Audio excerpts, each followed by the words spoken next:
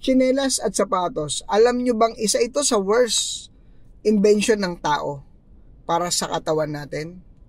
Tama naman po, nakakatulong ito para hindi tayo masugatan, malinis yung paa natin.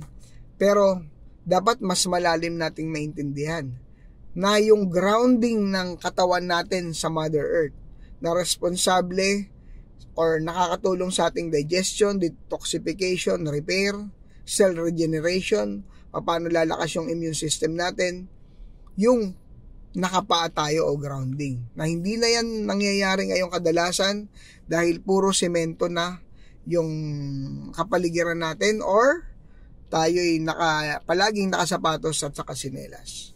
So, sana mas malalim natin maintindihan na kahit papano, kung pwede nga araw-araw magawa nating magyapak or mag-grounding sa ating Mother Earth. Meron po tayong explanation videos or mas mahabang videos para sa Earth grounding na dapat isama natin sa ating healthy lifestyle.